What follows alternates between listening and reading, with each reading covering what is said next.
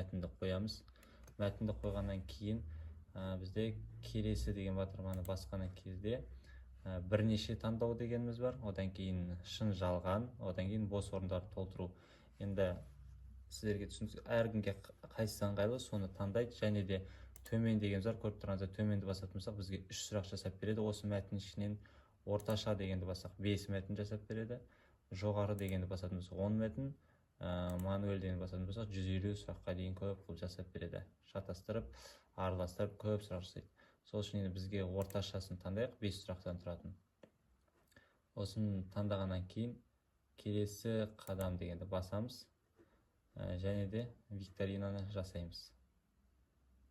Маяқта барлық екеуі тұрады, птичка болып.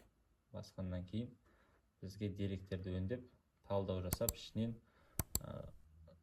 жақсы сұрақтарды жасап береді.